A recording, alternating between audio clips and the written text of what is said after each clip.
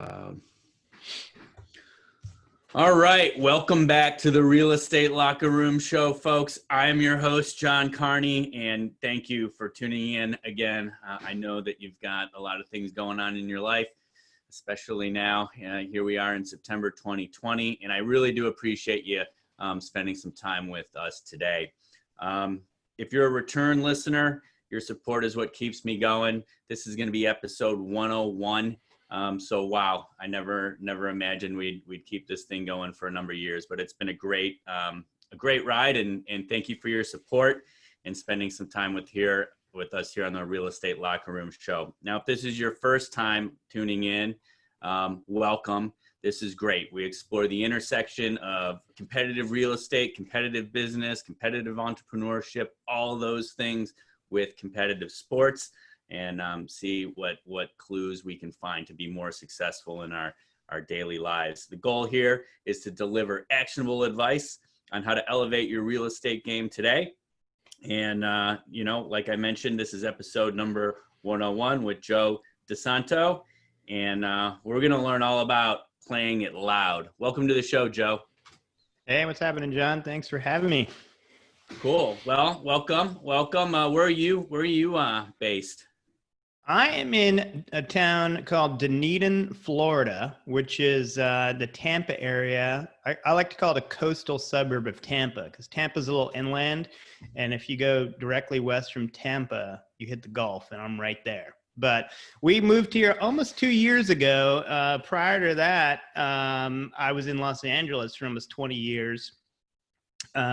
And I did actually, between here and Los Angeles, we did a short 3-month stint in Austin, Texas. But that we didn't particularly like living in Austin. So yeah, that's what I've been up to for the last 22 years. From living west wise. to southeast. from west, like I'm always trying to get west, but that's a different conversation. West is great. I love living in California. It's a great place to live, which is probably why it's so darn expensive, because a lot of people think it's a great place to live.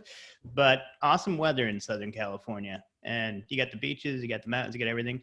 Florida's pretty great there too. I've really enjoyed it, and frankly, I'm not like a surfer, so the ocean on the Pacific is very rough. And we have a young kid, and like it wasn't that fun to go in, and it was really cold. And now that we're on the Gulf's like a giant swimming pool. It's like you can walk out 100 yards and be up to your waist or your stomach. It's like a great pool for kids, like no waves. It's always warm. So I have to give the water thing to the East Coast or the Gulf Coast of Florida. I'll say that. Oh, the Gulf Coast. Yeah. I like warm salt water. Well, then the Gulf preferably is for you, over man. cold salt water, and that is well, that's great. So you've got quite an awesome success story that takes you from California to Florida. And before we dive into that, I'd like to stretch out a little bit and just ask a couple questions, and bring the sports element in it. We find that a lot of our guests in the past, might have been inspired by the sports they play and participate in, or the sports that they watch, and they're kind of the people they look up to. So growing up, did you have, or today, do you have someone in professional sports that you look up to, and is there anything that you kind of take out of the competition of sports and see it that applied in your real estate life, or your wealth management and consulting? Absolutely. Golf's my sport. I mean, I played a bunch of other sports for different periods of time when I was young, but I always played golf. I started when I was 6, and I played like in all the tournaments and stuff as a young kid in Rhode Island. And I still play today. My son's 5, so he's finally starting to be able to kind of swing the club a little bit, and we've been going to play together, which has been awesome. But and I guess, maybe it's obvious if you're into golf, but Tiger Woods was always a big, pro golfer that was inspiring to me. I mean, he's my age. So as I was growing up playing, junior tournaments, so was he. And he just blew my mind because he was so much better than me. I mean, if you don't know much about Tiger Woods' history, I mean, obviously he was like and is an amazing professional golfer, but he won before turning pro. He won 3 consecutive U.S. Amateur Championships. Prior to that, 3 consecutive U.S. Junior Amateur Championships. And prior to that, 3 consecutive, like, mini junior world championships. So, like, he basically won national and world championships for 9 straight years before turning pro, which is just mind-boggling to me. So he was just someone I always sort of followed and, I guess aspired to be as good as, but I was nowhere close, sadly. But to answer your question about like how golf, in kind of gives direction, I guess, in my life, golf is, it's, you have to practice and physically, get some, either have some talent or learn the game, but it's largely a mental game more than anything else, which is probably why I liked it, because I'm kind of a heady person. And there's a real just like major tenet in golf that you really have to pre-visualize your shot every time. Like if you're standing behind the ball ready to hit your drive or hit your second shot into the green, if you're imagining shanking it, or duck hooking it into the woods, well, there's a great likelihood that is what's going to happen. So you really have to see that ball doing exactly what you want it to do and sort of will it into happening. And it's kind of an abstract thing, but it's really true. Like you need to have a positive outlook on what you're trying to achieve and try to live up to that. So golf is, that lesson in golf is something that I am always reminding myself of, and I often would say to people, when we talk about success and luck, and a great saying that I love is luck is merely preparation meeting opportunity. And I feel like that and the idea of pre-visualizing your success, kind of go together. So just, the mind mastery of golf, I guess, has been an ongoing lesson that I abide by. That's a great segue into the business portion. But I mean, I am not a golfer. You only have so many times for so many sports. I saw a picture you jumping over like a pile of flaming logs. I think on your website, is that right? Well, there was look, I got into Spartan races. Yeah. Maybe back in, this is the first year due to COVID-19 that I have not made it to a starting line or a finish line. So far, I've always made it to the finish line, but along the lines, when you're preparing for an obstacle course race in the half marathon or the ultra distance, my goal is generally at my age to finish, with a respectable time. But it's not all about time. A lot of times I've been you get sidetracked on some of these mental challenges they throw at you, and you fatigue differently, and maybe you didn't sleep as well as there's so many different factors, but it's also a mental game. But I think of like the board sports, the skiing in like the backcountry skiing or surfing, which I would consider myself an advanced beginner, but I have fun and some of those other we'll call action sports, and there is that parallel to golf where you've really got to visualize the outcome. The higher the stakes, the more you better be sure of the outcome. Whitewater kayaking, stuff like that. So that's pretty interesting. I mean, in all sports, just the mental mastery is critical, especially as you sort of get up to a higher level and the competition gets greater and it gets more intense. But that's how life is, I mean, as you try to start a business or get into real estate or whatever, the competition gets more intense, the stakes get higher, and you need to maintain a positive attitude, I think, and sort of this mental mastery to continue to be successful. So big relation to sports and life. It's great. Yeah. I mean, it's so let's look at, give us the snapshot of life in California, how you got into real estate, and then how you changed direction by location, I suppose. And Well, I didn't set out to do real estate as a career. To be honest with you, for when I left college, I really just had two goals. One was to start a business at some point, and one was to buy a house. And in some ways, like why those two goals really were important to me, it's hard to say. Actually, I'm sure I could, I don't know, figure out some psychological reason for that. But yeah, so I just was always like trying to have that in the back of my mind. And as I was working at kind of a regular job, I had those goals and I was trying to pre-visualize when those things were going to come to fruition. So I was always, just had that in my targets. And in terms of buying a house, like I don't know, there's something about real estate, like it just seems like a good idea. It always seemed like a good idea to me to own real estate. I mean, there's plenty of reasons, I think, but it's funny today, there's like a little bit of a debate, it seems, about whether it's worth it to own your own home or not. I mean, to me, that's like a silly debate. So I started out in New York, kind of got into the post-production game, moved to Los Angeles, mainly because, New York was fun, but it was a little claustrophobic for me. I actually ended up going on a road trip and then never went home. So I was on a 20-year road trip, I guess. And I was just continuing to work in the post-production industry, which, is like kind of like Photoshop, digital imaging, video editing, visual effects, audio mastering, all that kind of stuff. We would do it for commercials and feature films, television shows, music videos, online media, you name it. If it was on TV or on your computer screen or whatever, we would work on it. And I immediately saw that business was something that was perfect for me. I'm kind of a half math and half art brain. So I was a photography major in college, which is actually a perfect art math mix because it's a very technical art, kind of like architecture also, which ironically I've taken on as a hobby through my real estate.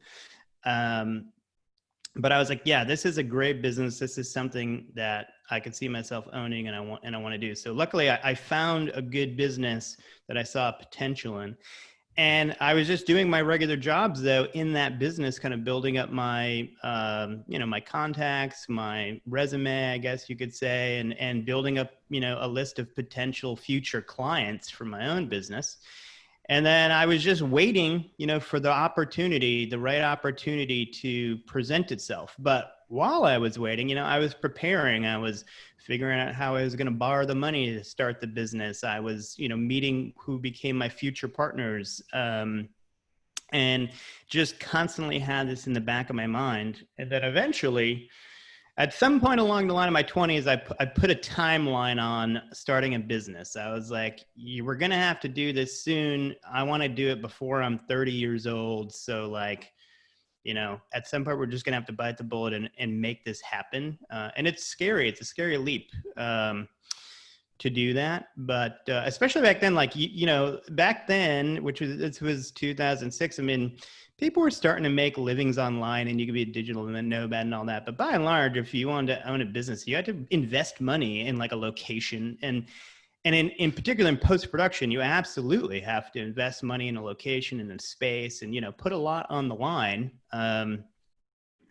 So we finally took that leap and we opened the doors technically about 2 months after my 30th birthday. So I was always proud of that. I almost got there under the 30-year-old mark, but it was close enough, I guess. And then simultaneously, my other goal of owning the house was something that I was also pursuing. And I managed to buy my first house in Los Angeles at 28, which that was always a much later in life than I thought I would buy my first house, but it turned out like real estate in Los Angeles is really expensive.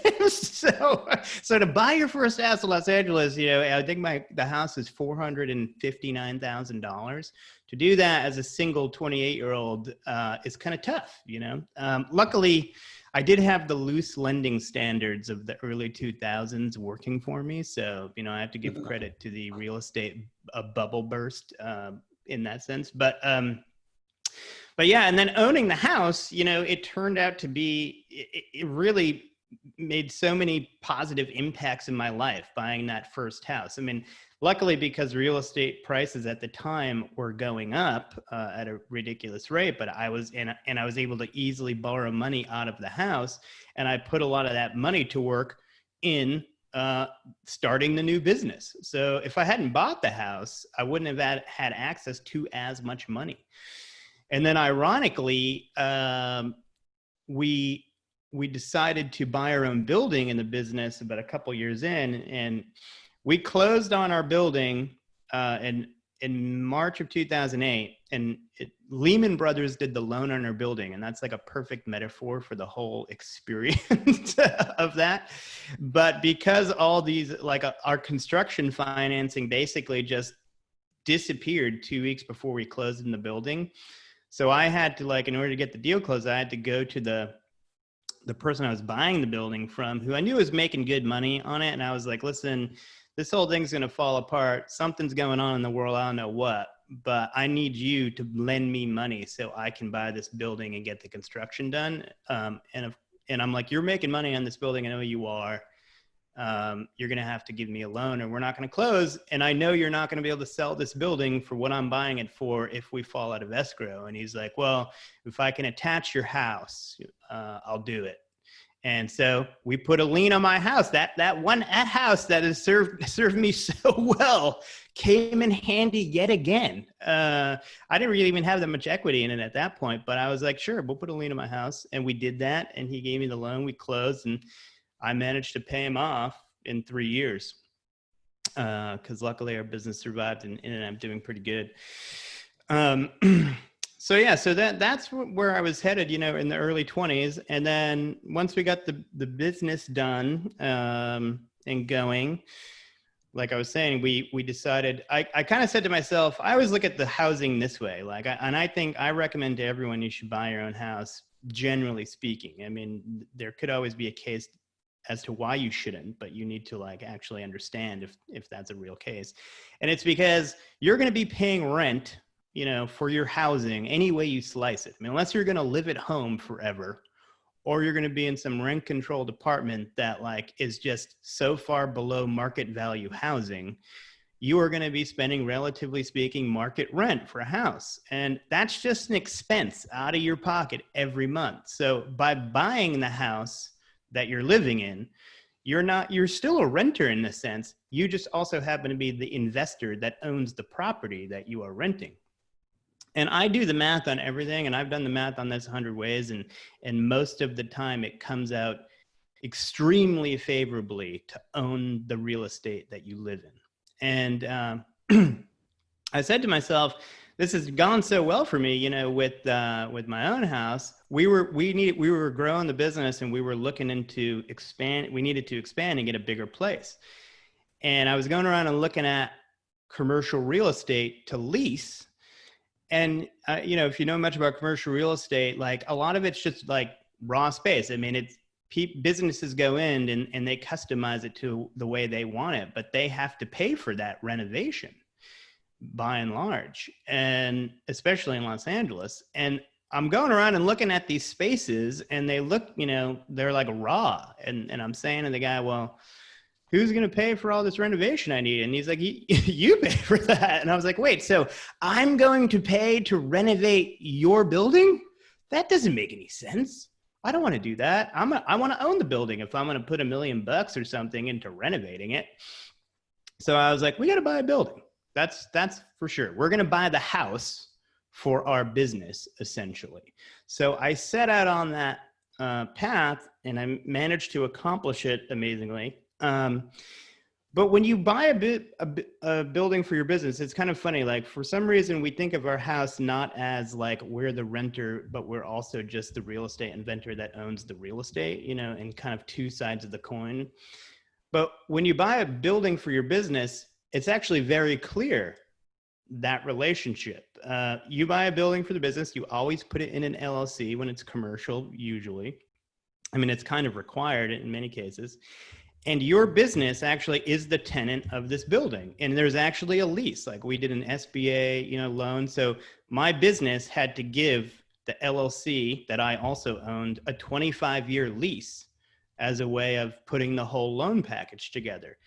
And I don't know why it's not kind of looked at that way in residential, but in commercial, you are basically, two business owners. I own the LLC of the building, and I own the building, but I'm also own this business that leases the building from myself. And it makes perfect sense, and it's a very clear relationship in commercial. But for some reason, when it's your house, I don't know, there's this, I don't know, that relationship or distinction is not clear. But owning the building and taking the money we were going to be spending in rent, as a business leasing a space, we turn that money into an investment for ourselves. So it worked out great. I mean, thank God we did that. In the end, that property did pretty well. We grew a little bit more and we wanted a better location. We sold it 8 years later. We tripled our cash investment. We took half that money, put it into a new, bigger, better building in Los Angeles, my partners and I, and then, each kept the rest for ourselves. New cars? What's that? Yeah, and then we all bought Rolls Royces. And my golf clubs are always hanging out of the back of my Rolls, and it's pretty nice.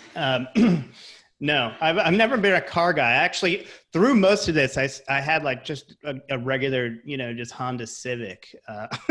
Really. That makes you that's an indication though that you're a commercial real estate guy, because there's two, aren't there? There's you drive it till the wheels fall off, or you go to the other extreme. The only reason I love the story, and the only reason I jumped in is because I've seen that happen a lot. Dude, you have a massive influx of cash off of a commercial transaction. But what I actually ended up doing, because I was always so focused on buying a house, I was the first one of my business partners to buy a house. But as houses kept getting more and more expensive, even, we went through the bust, but you couldn't get a loan, even though real estate prices were great. And there weren't a lot of houses for sale because no one wanted to sell their house at the big low. So it was not easy for my partners to buy a house at that time.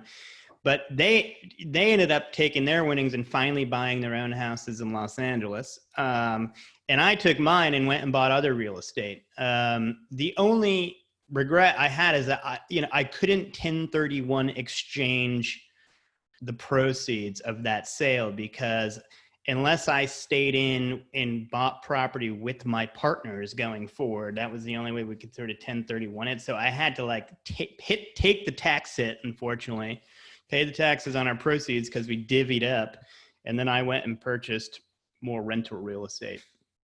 After that. Is this something like on the play it loud concept? I mean, it's great hearing this story because you discovered, right, that no one advised you. You're just a smart guy, and you discovered, hey, I can have equity in this house. I can use that to buy equity and put equity into a business, build a house for my business. I love that. And then you had some timing luck, and I'm sure that there was some tense moments negotiating with the buyer or the seller, right? I mean, that's probably not. Yeah, no, I mean, it was tense all around. They were not stoked, but I mean, it was a scenario that unfortunately the world, had created for both of us. I literally, when I say we had, basically a construction bridge loan lined up through a smaller lender to do the construction, and then I was going to get in and do the final kind of refi. I was going to do a construction oriented SBA, but so that bank just went out of business, literally before we went closing. So what ended up happening is my main lender, Lehman Brothers, and the broker who was helping me put that together, he was like, well, can you move into this thing and use this building as is? And the truth was no, absolutely not. I couldn't. But I said yes, because we had already given up the lease on our other space. So we couldn't stay where we were at, and we had nowhere to go. So basically I was like, I'm going to say yes to this question and see if I can get across the finish line, and I will have to solve the problem of my lack of construction funds some other way. Luckily at that time, because of all the reasons we got into the financial crisis, loose lending standards and, lack of investigation on banks' parts and all that sort of stuff. They just took me at my word, and they never actually came to the building, the lender, to verify that it was actually inhabitable and usable for my business. If they had ever stepped foot in there, they'd be like, we're not going to give you this loan. That sounds crazy, but it's just the truth. So while we were wrapping up the loan, I'm like, where am I going to get this money to do construction? I trimmed my construction budget down to like the bare minimum just so I could get it done or get something done. And it was partial. But I'm like, I know the seller's making a lot of money on this. I know he bought this building like 15 years ago for $1 million. I'm buying it for $3.5 million. He's got the cash. So he's going to give me a loan, or we're going to fall to escrow, and he's now going to be faced with not being able to move into his building, and he's not going to sell this building because of the climate we're in. He won't be able to leave it for who knows how long. So I had leverage in that sense, but no, they were not happy. But I was like, hey, it's not my fault, man. I mean, we're all just doing our best to survive this, and then. That was only $125,000, but it was enough to start. And then I started just digging for other creative financing ways. Like, for example, what I did was with anything that was mechanical, like physical stuff, like HVAC, things that could be dropped off at the building, but removed if I had defaulted on a loan. I started to see if I could do an equipment lease for all that stuff. I was able to do all the HVAC and a whole bunch of like plumbing and a whole bunch of things financed through an equipment lease, which, if you know equipment leases, they're a lot easier, commercial loans to get because the equipment collateralizes the loan. The fact that someone was willing to do it all on HVAC equipment, which there was a lot of, this is like, $100,000 lease, was amazing to me, but that was another way I pieced it together. Then I was able to get another term loan amazingly through Citibank, who at the time was claiming that they were not going to be suffering because of the crisis, and they were still lending money. And if I would basically attach my receivables as collateral, they would give me a loan. So they gave me a couple $100,000. And I managed to get enough done where we could move in, but it was a harrowing event, to say the least. It took me 8 years before I was like willing to do it again. And ironically, the next one was a much bigger deal. It was a $10 million project, but I went into it like, economy's good, like lending is fine, like, I'm like, this is going to be so smooth. It wasn't. It was really hard, but for different reasons. Do you I think that's I'm going to say it's an awesome story. I definitely believe there was tons of stress in sleepless nights and worry and concern, but you got out the other end by being focused and pushing through. Yeah, it was do or die, basically. So those are the situations that kind of, make you raise the bar, whether you want to or not. So sort of fast forwarding to today, when you're like, what type of investors or what type of clients are you working with on Play It Loud or Play Louder? So Play Louder. Well, I'll jump 10 years forward and kind of explain my transition here. So the business was successful. We did a couple big successful commercial real estate deals, which was housing for our business, and saving money along the way. And I've always been very financially prudent person. I at my low point of debt after college, I was in about $70,000 of debt, and certainly I had a little bit of a spending problem, but by and large, it was like not making enough money, but even at that time, I always tracked my finances. Another thing that just always seemed like a good idea to me was tracking your finances and knowing how much money you were making, how much you were spending, and if you were making more than you were spending. And knowing that you're spending more than you're making is something you also want to know, even though it's an ugly truth. But so I got myself set up with Quicken, towards the end of college, and I just started tracking my very simple, sad financial life.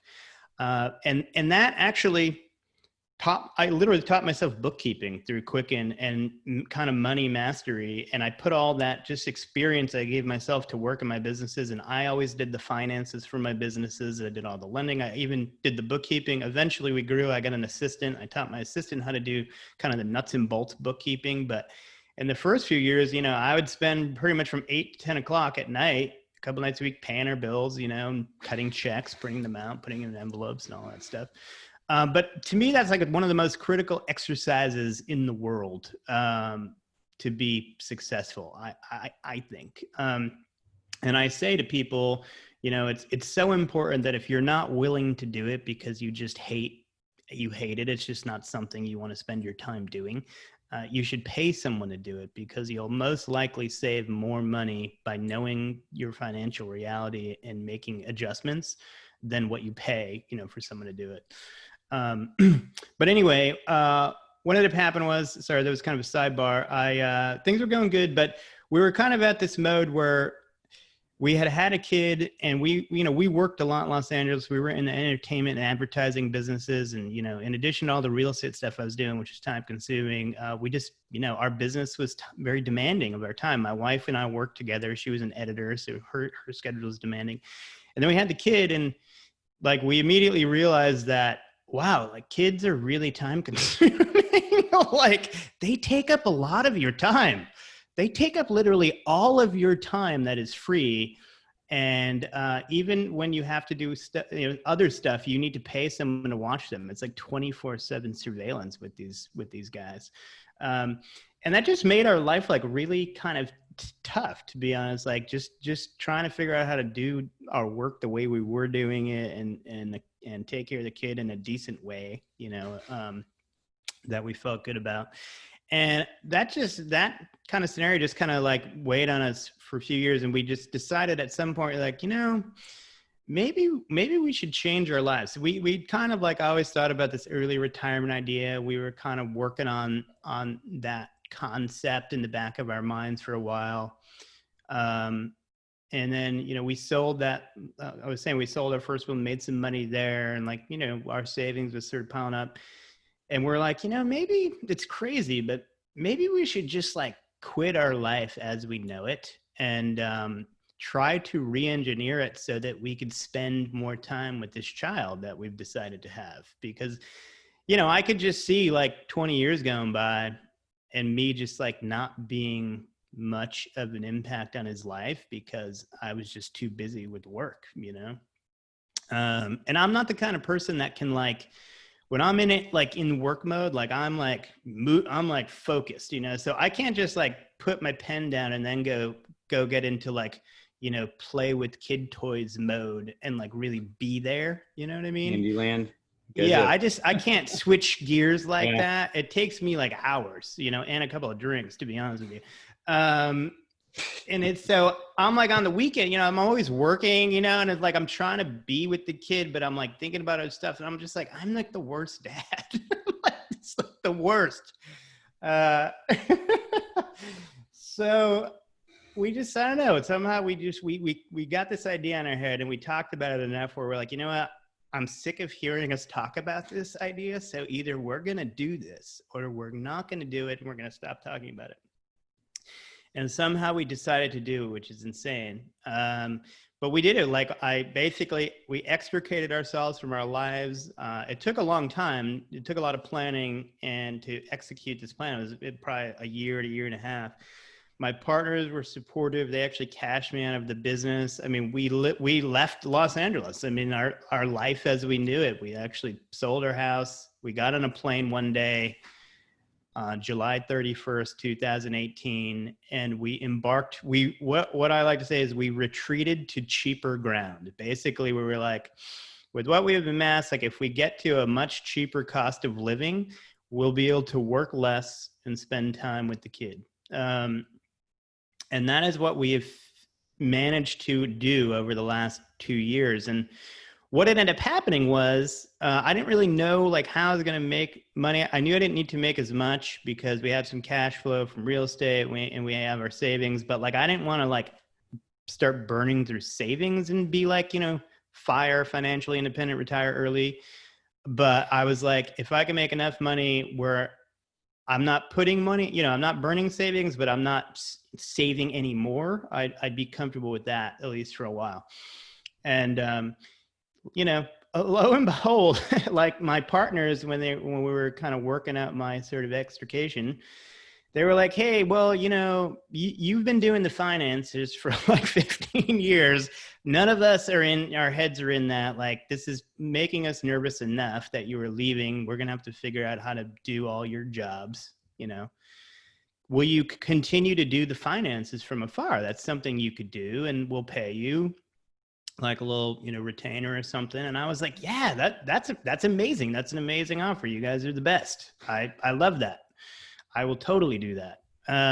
And so we said, okay. And I just continued to do our books, QuickBooks, work with my assistant who's in LA, but I'm now in Florida. I oversee all the money. I do all the tax planning that I do every year. I work with the CPA, get all that stuff done. All the stuff I used to do, I'm still doing in the financial sense.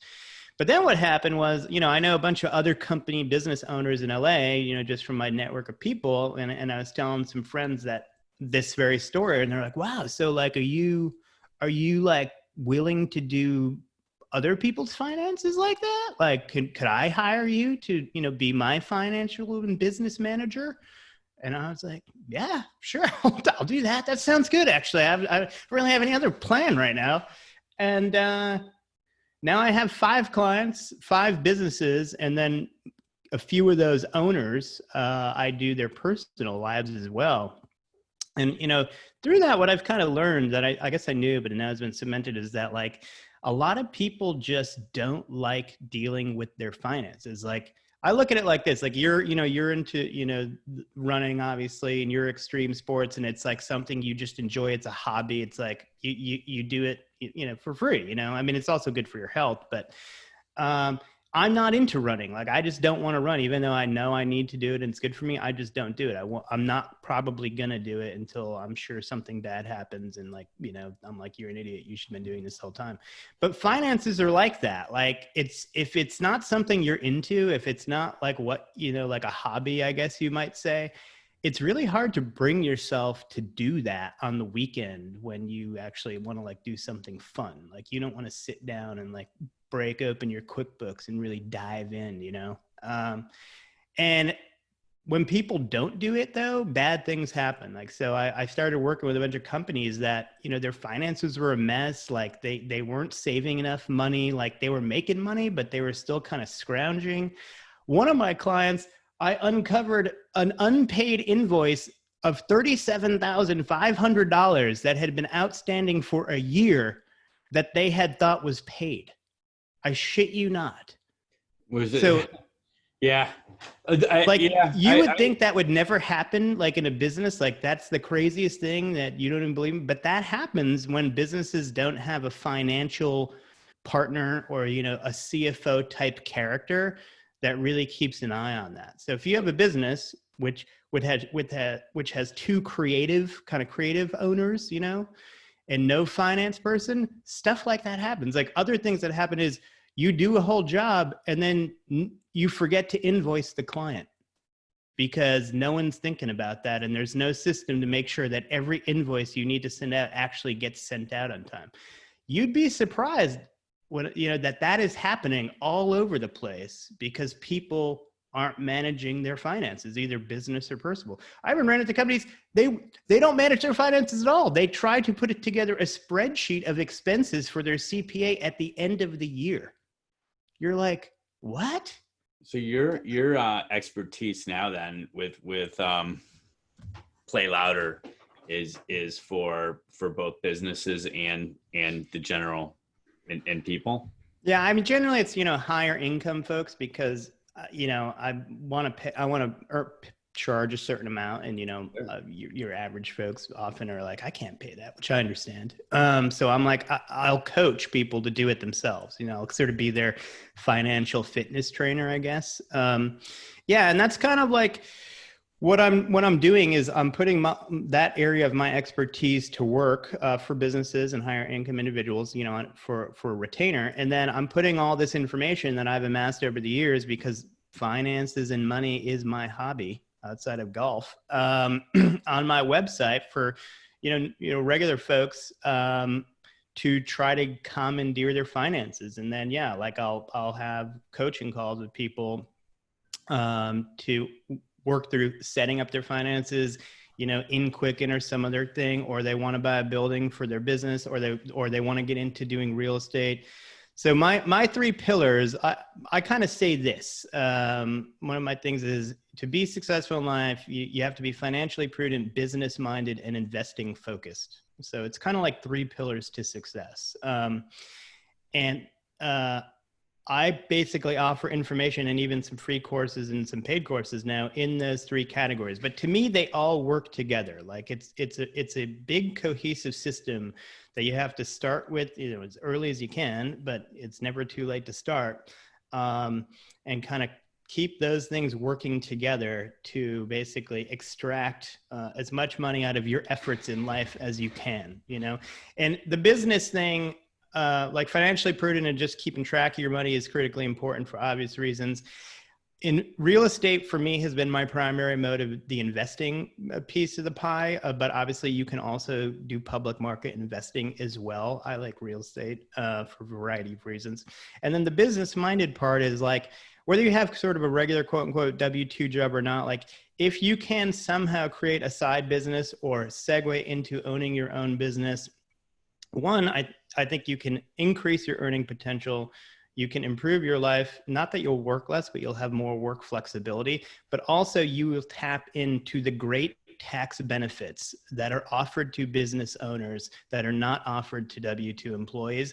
And the difference between the taxes you pay as a W-2 employee and a business owner are just ridiculously, great. There are so many tax advantages offered to business owners, I guess, for the idea that, they're potentially creating jobs and driving the economy. So that makes sense to, I guess, leave them with more money to hopefully put to work for creating jobs for the economy. But you end up just saving a lot of money in taxes as a business owner. So even if you can have a side business where you can tap into some of the extra tax benefits business owners get, that is real money that you'll put to work earlier in your life, and you're investing, that hopefully will, maybe take off some years of work at the end of your life, That is all awesome advice. It's a great story. And I think what, I'm hearing is you go, well, on the financial advice side, I subscribe to everything you said. You go back to Tiger Woods.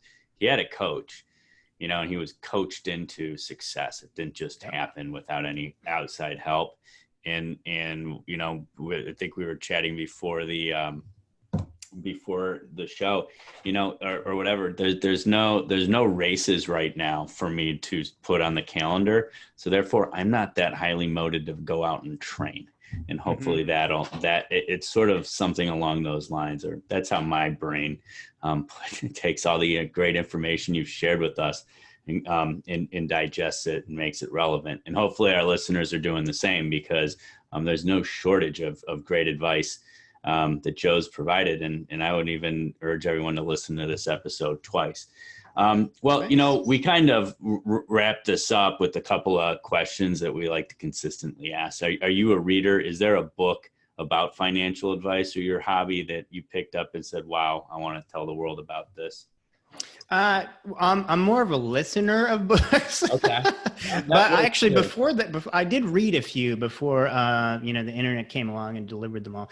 But, it's such a common book. But I have to admit, it is a very valuable read, which is Rich Dad, Poor Dad. Now, I will say, Rich Dad, Poor Dad is the reason this whole debate of owning your own home even exists. And I vehemently disagree with the author on that book. I just don't understand how he can't say owning your home is not an investment. The numbers bear out that it is.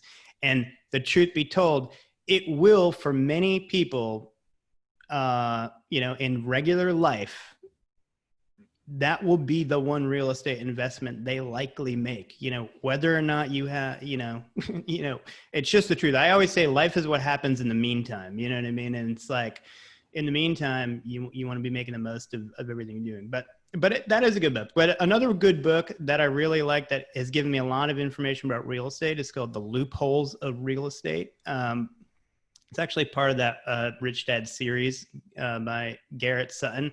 Has amazing insight into real estate in general, but an amazing thoughts on asset protection and tax efficiency. Tax efficiency, I think, is something that is just an under like valued money generation tactic that everyone really needs to pay attention to. And then for businesses, a book that I liked was Good to Great by Jim Collins. It's a pretty cool book about how various businesses really advanced their companies and went from good to great. And it was ironically, I came to that book because I was doing a quote unquote good to great campaign at my own company, I felt like we sort of plateaued a little bit. And I was like, we really need to like put some new juice and energy into this place. So we started doing some renovations. I was like, anything you can do, like, and particularly visual things like renovations and improvements, get people pumped up. And I was calling it the Good to Great campaign. I didn't even know there was a book out there. And then like my birthday came around and like, I think the staff, bought me the Good to Great book that existed and it was all about that. It was amazing. So that was a really good book that I would recommend to, business owners and kind of anyone looking to be business minded. Cool. What's your pro tip? One thing that you want to leave the audience thinking about? Well, I would say that, there's a saying in Hollywood, and it's not an uncommon saying in general. In Hollywood, it takes 20 years to become an overnight success. Where I think that the internet is disserving people, like with all the gurus and the this and the that, and, it's like a lot of snake oil and get rich quick stuff. And I know that that's what people buy because it gets them excited. But there is no get rich quick scheme. Like it's a long, hard marathon, and it's like being financially prudent and tracking your finances is part of the work. Doing research and reading and deciding on a strategy and implementing it is part of the work. And like eventually one day you stop and you're like, shit, I think it's worked. I think all that effort actually worked. But you're like, I'm 45 now, though. I started that when I was like 20. So don't underestimate, that and just always be working, always be working on improving your scenario and always, I like to have kind of short, midterm and long-term goals. It's kind of like when you go up the ramp, going into a building, there's like that plateau. You always have some kind of plateau you're trying to get to, an easy next step. And then from there, you step it up and go a little bit further, but it is a long run. That's awesome, Joe. Well, thanks for joining me today in the locker room. Where can the audience find you on the internet or connect with you if they want to learn more? Yeah, I'm playlouder.com is my website. That's, where all my info is, and you can hit me up there. You'll see my slogan is work smarter, plan better, play louder.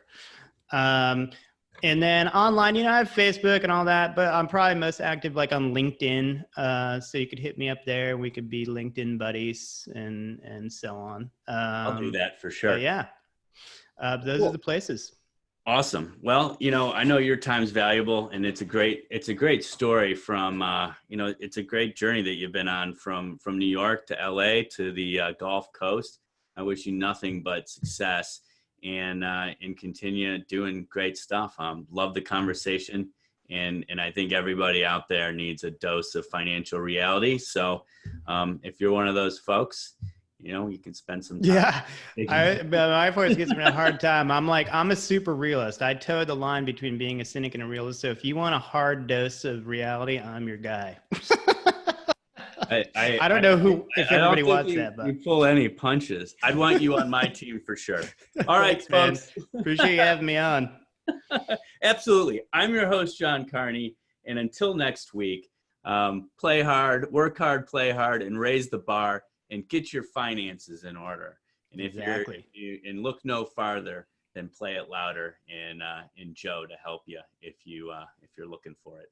All right, man. Have a great day. It was a pleasure. Thanks, buddy. You too.